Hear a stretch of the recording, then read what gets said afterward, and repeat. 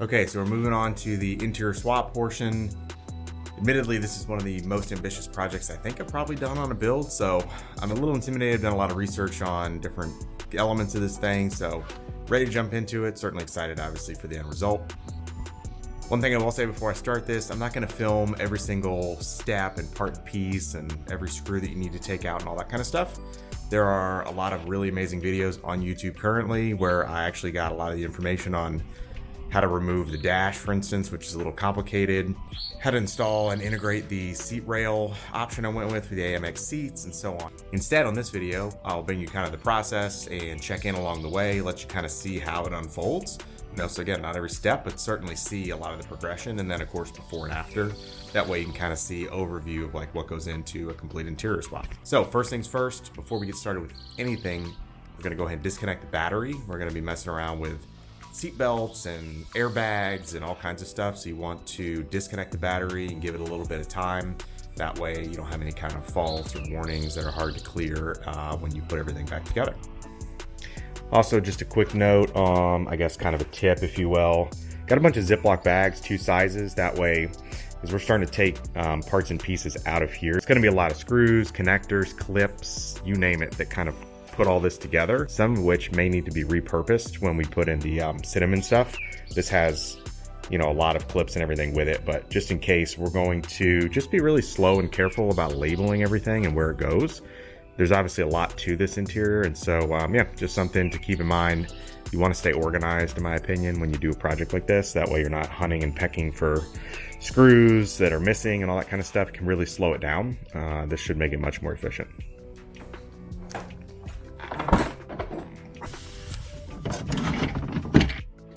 So you want to give the battery just a little while, 15, maybe 30 minutes max, to just completely turn off all the systems and sensors and everything like that. So in the meantime, we're going to go ahead and get started with non-sensor related stuff. So we're going to go ahead and get these door cards off, start to do like the rear seats, interior panels, all those kinds of things. And then that'll give us enough time to wait to start to take the seats out, unplug the connectors and sensors and things like that underneath, and then start working on the dash, which of course involves passenger and driver side airbag, steering wheel, and that stuff also relates to the battery. So yeah, we'll go ahead and get the door cards going. I'll check in with you on how that starts to unfold, but essentially you've got screw connections under here.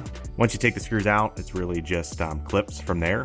We're going to need to transfer the speakers. This car does have the BAB Sound upgraded speaker system, so want to make sure we take the good speakers and move those into the new cinnamon door cards so we get great sound still. And then we actually are going to need the bottom side of this armrest, and same thing in the rears. The new trim set that I got includes the Alcantara trim set, includes this piece, and then we have this armrest pad from the cinnamon, but we're going to need to take this and actually refinish it in a black, so it'll be a donor piece for the new build. So quick note on the battery situation, probably goes without saying, although I totally didn't think about this, but you want to go ahead and manipulate the power seat to take the 4 bolts front and back that hold that seat on off first, so you can actually use the battery power to move the seat around, and then we can just wait to actually disconnect the occupancy sensor and all that kind of stuff until the battery's been off for 30 minutes. Okay, so quick update here on the progress. You can see this is all the new interior, just started to uncover that, but we are organizing everything over here. I am going to resell this Dove Gray interior. Not that Dove Gray is super popular, but there is demand for fully good interiors. I mean, as you can see, these seats are in actually really nice shape considering the mileage on this car. So going to sell that. There's got to be, there are, I know, just from watching Facebook groups, things like that, people with Dove Gray interiors that are totally beat up and shot or got damaged because of water or who knows what. So there is a market for this stuff if you want to go to resell it, so you can offset the purchase of something like this. So keeping all this organized, as I mentioned before, we're doing bags and labeling everything as we go, just so we know what screws and connectors go to what. The other thing I've been doing, as you can see, is labeling all of the wiring. With the exception of the radio, because the radio is very straightforward, but stuff like this goes to the hazard lights, this is the right side windows, this thing plugs into the glove box light. I'm just telling you, much as you think like, oh, of course, there's only a few wires over here, I'll know what those go into, you're gonna end up with so many different wires that why not just take the extra 2 seconds to label everything. So as you can see, seats are out, the center console is out.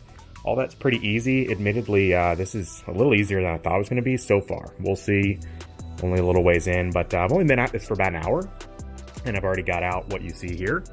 The dash obviously is a lot of the time, but this right side's completely done. So taking the airbag out, taking out all of the connections and bolts, obviously the trim, the radio, disassemble kind of the center pieces and whatnot around the shifter. I'm gonna leave the shifter where it is. We actually have the Auto Solutions custom shifter on the way, should be here in a few days.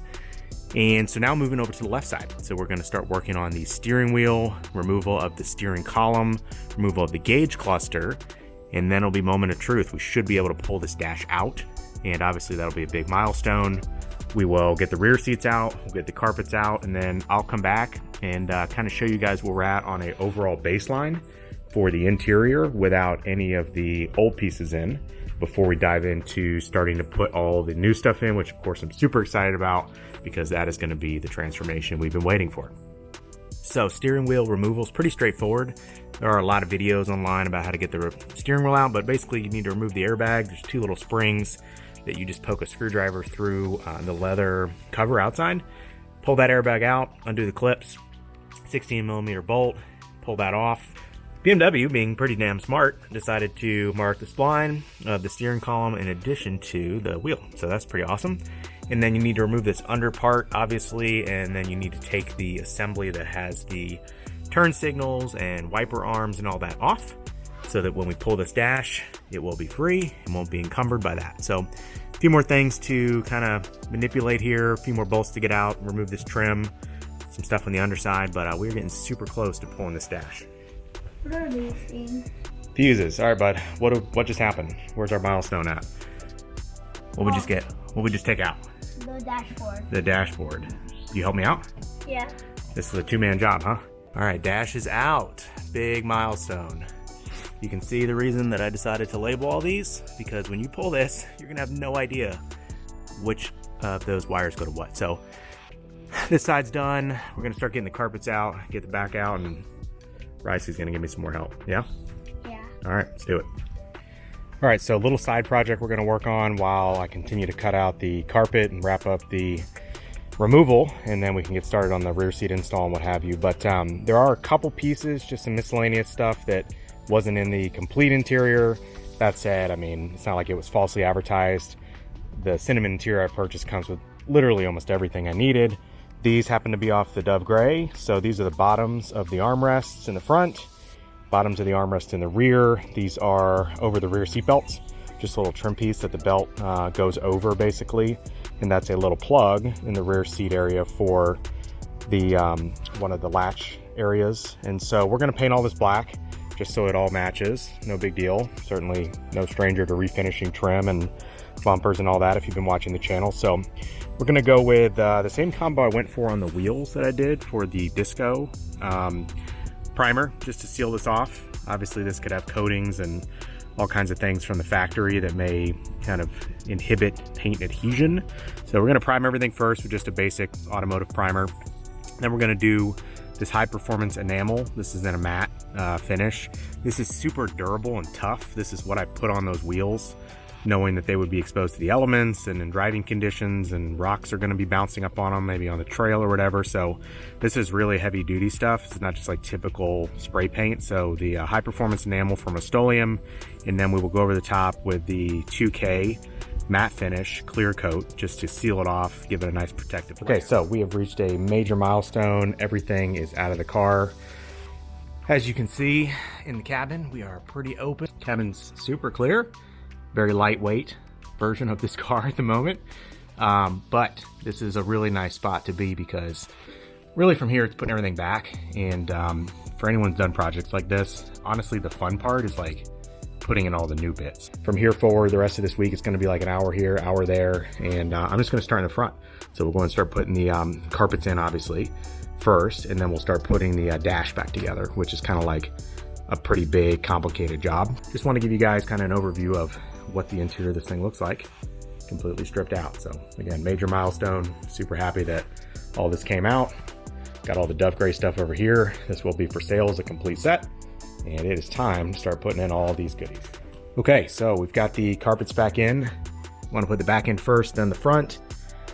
All the cutouts basically tell you if you're aligned or not.